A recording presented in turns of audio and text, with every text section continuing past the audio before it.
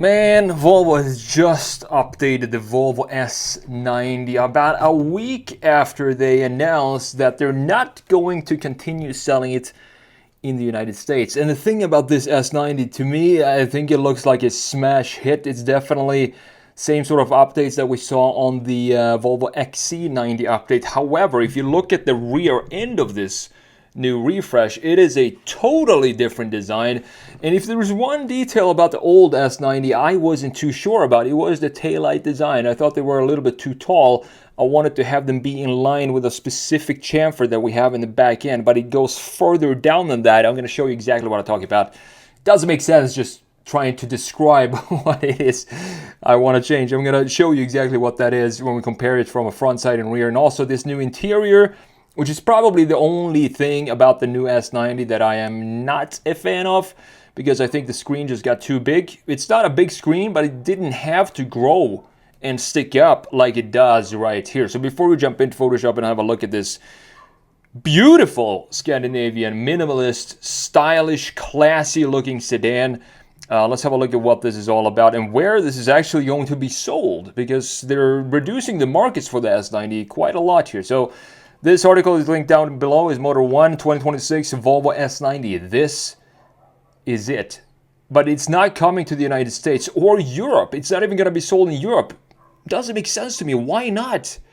It would make so much sense, especially, I mean, sell the Volvo brand in Sweden at least. People are still going to buy this because it is, in the core, a Swedish brand. So I'm not sure why they're not going to sell it in Europe at all.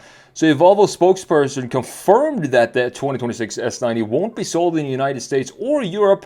We currently plan to offer the new S90 in China, plus a small number of other key Asian markets. I don't think this is a good strategy at all. I mean, Volvo is already being built in China, and now they're not even going to sell it anymore in Europe, and they're just going to sell it in China, plus a small number of other key Asian markets.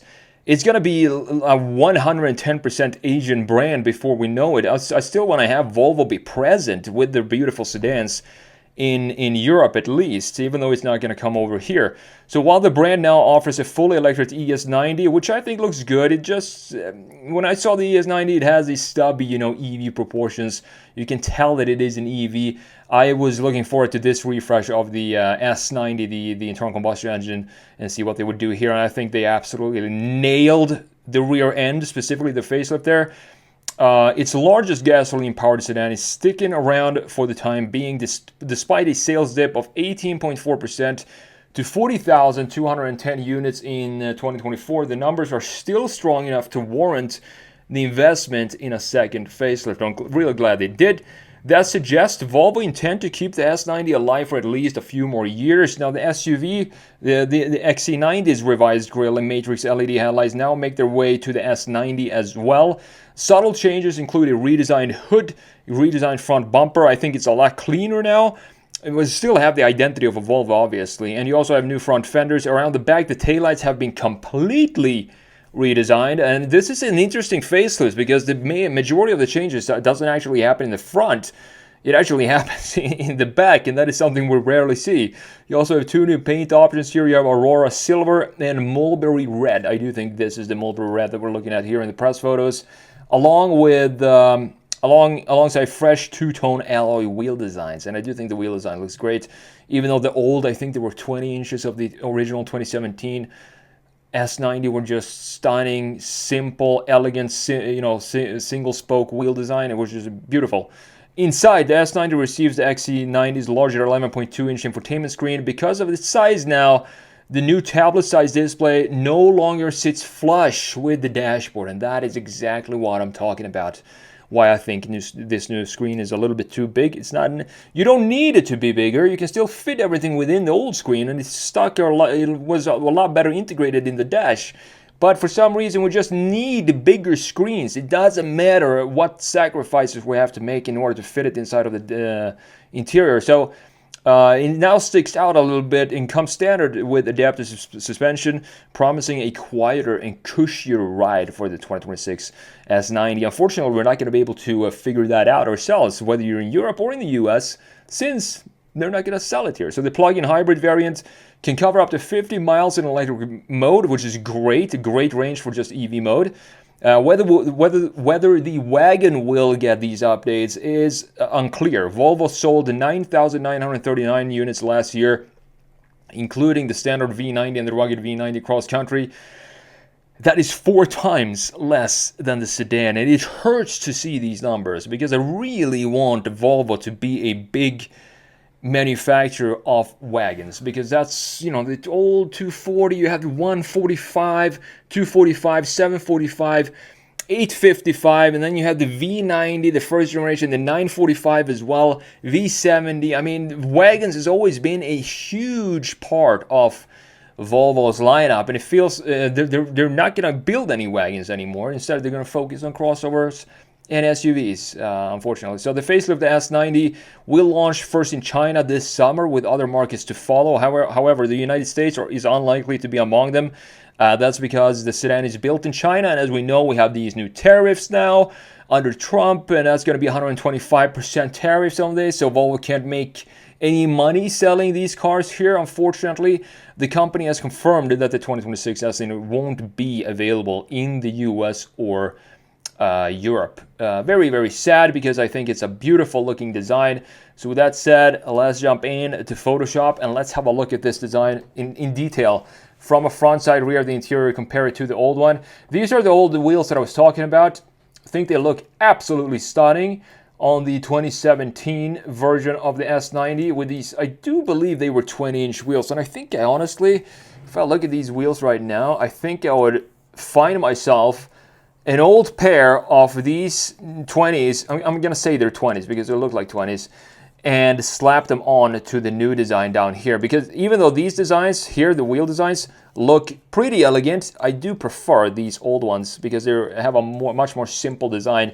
When it comes to a clean design like this, the S90 with this beautiful line flow, nothing crazy going on, nice shoulder line just stretching across the entire vehicle into the corner of the taillight right here, and we have this line at the bottom. Very simplistic graphics, nothing over stylized here. When we have designs like this on a big sedan, we need to have just simple spoke design, multi-spoke design wheels. I mean, that is just my opinion. That is what I would put on every single S-Class, Bentley, Rolls-Royce, whatever, you know, big luxury vehicles. I would always have just multi-spoke, simple spoke design for the wheels. Now looking at the new one here, the big changes, I mean, it of course happens here for the front end in the headlight design. We also have a new grille. It has a similar outline to what we have in the old one, but look at how beautiful this is. And what I love about this new design is that we have this line here that is a starting point for the graphics going downwards. We have this cutting into the body, creating the headlight design very similar to what we have in the XC90, and we have this new grille being connected with the headlight, something that we didn't have in the old version. You can see we have some body color here in between. Still a very beautiful looking design, but thankfully we kept the Thor's hammer. Of course, we need to have these design elements in the Volvo. We also have a very nice intake. I'm not sure if this is functional or if this is an LED down here or what's going on, but very simple design overall, and this is what we want to see from Volvo. You know, Scandinavian design being very minimalistic and very simplistic in its approach.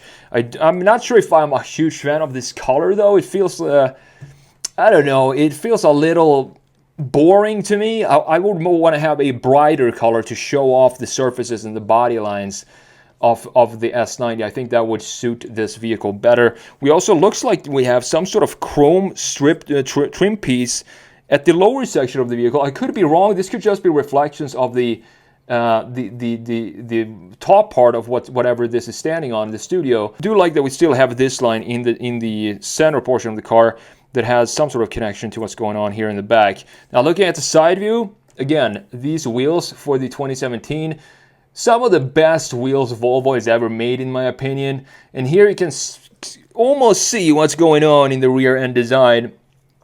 I'm not sure actually if this taillight, if the outline of this taillight is the same outline. Let me do this. Let me just copy these lines that I just made right here. Yep, like that. And let's see if it fits. So no, it's not the same outline for the graphics that we have on the old one that we have on the new one. You can see that it's a little bit thinner, and this is exactly what I wanted to see with the old taillights here. to have them be a little thinner than what we have right here for the old one, even though it doesn't look bad, but I would like to shrink them down to maybe this area right here. So have them be cut off right there and just make it feel a little more nimble in the rear when it comes to the graphics. But overall, I mean, look at the line flows. This could 100% be in production for another 5 years. No problem whatsoever because of how simple and elegant and timeless these proportions are. For the S90, we have this line at the lower section, cutting in, creating a nice connection to what's going on here in the bumper in the rear as well. And we have these beautiful 20s for the wheels. Now looking at the new one, I don't think the body lines, I think the doors, for example, are the same as we had in the 2017 model, because usually when you facelift, you keep the cost as low as possible while trying to make as big changes visually as you can, and having the doors and the sides being identical, of course, is going to save a lot of money. But other than that, we do have a new, of course, rear end with a much thinner graphics for the taillight, which I love to see. Going to show you that in detail in just a minute. We also have this beautiful upright design that we still had in the 2017, very vertical front end, but now you can see that the headlights connect here into the grille, looking very, very beautiful. These wheels, I don't have anything against them. I just personally think that the old 2017 wheels just feel more elegant to me, and that is something that I would personally prefer. Now looking at the rear end, this is where you can see the taillight of the S90 from 2017. So what I wanted to do here, let's see if we can manage to maybe redesign this real quick. So just take this, let's see, to this point somewhere around here, and then I'm just gonna copy this, something like that, and just shrink it down a little bit. I want it to be in line with this line that goes right here in the middle. If you can see that, let's just work on the perspective a little bit. Something like that looks good. And let's just try to blend it in here real quick. It's going to be a very quick redesign and nothing crazy. But I just want to show you my idea of what I'm thinking here when it comes to the original design when I first saw this vehicle, and what my thoughts were about the taillights. I thought they were a little stretched down a little bit too much, and I just wanted to keep them very thin like this, to have them be now in line. As you can see, we have this line right in this area. Let me just pick the right color here. As you can see, we have this line in the middle right here, and this is what I wanted to have be connected with the taillights, and not have them go all the way down to this section down here, because I felt like they felt a little too tall. And now you can see that they shrunk the taillights down. This is exactly what I wanted to see. So let's remove this, go back to the original. You can see that the old one had the taillights sticking all the way down to this area down here, but now in the new one, this looks so much more elegant, and I don't know, it feels like a better interpretation of older Volvos for some reason. I'm not sure why. I think it just has to do with the height, overall height of this taillight is a lot thinner now. And the Thor's hammer that we have, that coming back in the rear end, is just fantastic to see as well. We have this beautiful nail spoiler, very European styling up here. And you can see that everything, the housing for the taillights themselves are all blacked out, which makes it feel even more elegant in my opinion. Love that it spells out Volvo here. We have a clear, defined bumper in the lower section. Unfortunately, we don't have any exhaust pipes visible. But in this case, for the Volvo, I think it's such an elegant brand, elegant vehicle, that I don't really mind it, even though if you can see in the 2017 it looked pretty good to have just some subtle exhaust pipes at the very, very low point of the vehicle. Now this is to me the biggest change happening for the new S90, and I think it's a beautiful vehicle. Unfortunately, I'm not going to get to see it in real life, as you know, because it's not going to be sold here. Last but not least, let's check out this interior. And to me, I mean, let me know what you think. If you look at the top view here, to me, it just feels like a much better integrated screen to me, and overall interior than the new one. I don't think the new one looks bad at all. It's just that this was a perfectly fine screen size to have it like this, and now it's one single line, and this screen does not cut up or intrude into this space, just sticking up too much. And we also had these beautiful housing for the gauge cluster and this wood panel looking very beautiful, and the materials overall inside of Volvos are just stunning.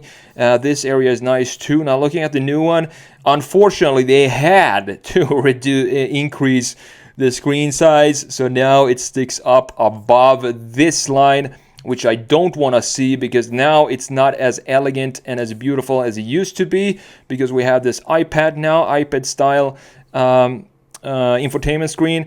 I don't think we had even in the old one, we still had the climate settings integrated in the screen, so that is not something new. It's still integrated right here at the bottom, as you can see. The steering wheel looks beautiful. Not sure if they actually changed up the steering wheel. It looks to be almost the exact same one, except for we have the hollowed out portion in the third spoke down here. And we also have, thankfully, thank you Volvo for still keeping the gauge cluster separated from the infotainment screen and keeping it deep inside of the dash, exactly like I want to see, and that I've said so many times before. I'm also glad to see the Orifors crystal gear shifter there intact, bringing in some heritage from Sweden as much as we can, since it's now being built in China and also only being sold in China. We still want to have some details for the interior that shows where the Volvo is originally coming from.